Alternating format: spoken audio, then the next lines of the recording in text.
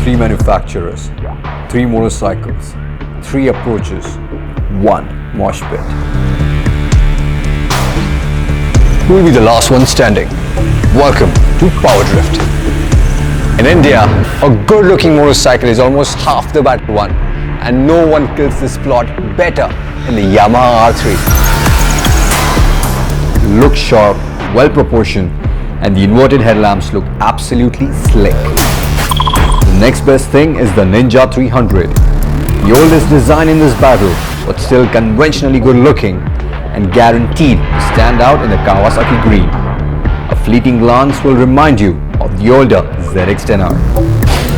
The RC390 in comparison looks futuristic, a little too much for some, and hence not the best bet to please everyone in terms of aesthetics. But it is the brawniest of the lot and almost a bully in this scrap. It boasts of the biggest engine, the biggest forks, the biggest front brake, the widest and best tires in the category, and the only bike here to offer ABS and steel braided lines. The R3 plays second fiddle, sporting the second biggest forks and front brake, thus banking heavily on its potent parallel twin engine, just like the Ninja 300. The Kawasaki though has the smallest engine, smallest front brake and forks, but still very much in the fight with the slipper clutch trump card, which his competition misses out on. But that's just the surface, because a rivalry this fierce demands that you look beyond what catches the eye. And what better place to lead the investigation than on a dyno? And so it helps to have friends at Race Dynamics in Bangalore to set the record straight. First up is the bike which started it all, the Ninja 300. Makes 38.5 HP to the crank, and after accounting for all the losses, makes 30.28 HP to the rear wheel. Next up is the RC390, its single 373cc mill, churning out an impressive 36.06 HP to the rear wheel.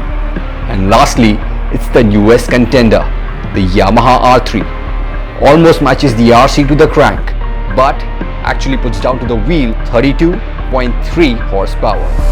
What's even more interesting is how the torque curves stack up against each other, giving you a good indication of how a sprint to the ton would pan out. A drag which will pit a champion racer against himself to find which pocket rocket is the quickest of the line. Boasting the highest torque figure, the RC reigns supreme in this race to 100, leaving the R3 and the Ninja to fight tooth and nail. The Yamaha catapulting off the line to own the drag to 60, and the Ninja fighting back with vengeance to register a photo finish, clocking identical times to the ton. But stall gearing will see the R3 beat the Ninja for top speed honors, provided you get a long enough straight. The RC coming in last thanks to its short gearing and shorter rev band. RC also doesn't score very high when it comes to versatility, given its aggressive riding posture, poor heat dissipation and small tank. The Yamaha R32 has a smaller tank than the Ninja, but still beats the Kawasaki in the city and the highway, courtesy its better low-end torque, lighter weight, plush suspension and more upright ergonomics. Switch the terrain however and throw in some corners, and there is yet another twist in the tail. This is what the RC was made for, and it shows. Its taut frame, aggressive ergos and Metzeler tires mean you can charge into corners and come out feeling that you could have gone in faster. It relishes being thrown into corners and catapult out of them, riding the wave of torque as you crack open the throttle. Its Achilles heels are the spongy brakes and the belly pan scraping the ground when the leans increase. The bike that stays closest to the RC is the Ninja. Its long wheelbase translates to slightly slower turn-ins, but the slipper clutch gives it better stability at corner entry, and once leaned over, it holds the line to the T. That is, once the IRCs are up to temperature.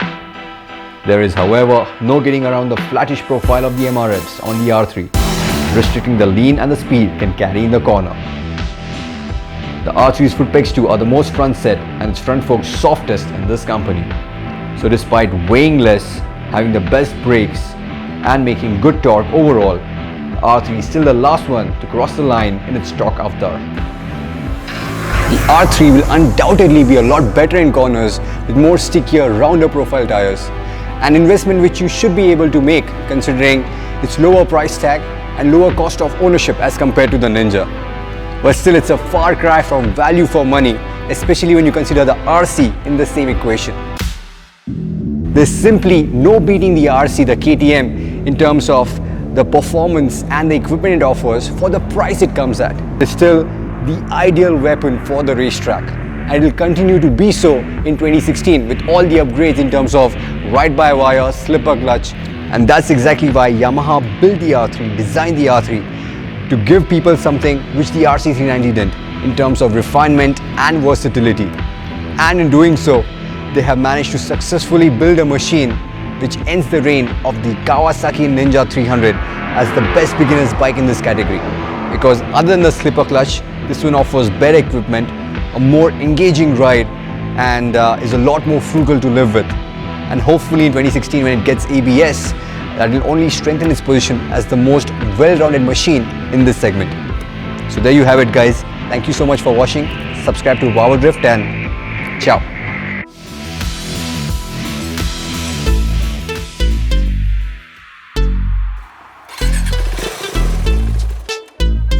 Yeah. Check it. Well, it's the one-man bandit. You couldn't stand it. Get backhanded to where you landed in the hand. Don't even go there, cause I'm calling the shots. Y'all lame so square, I'm putting y'all in the box and leaving them in. Throw it away and leave it again. The flow I be flowing is blowing like a leaf.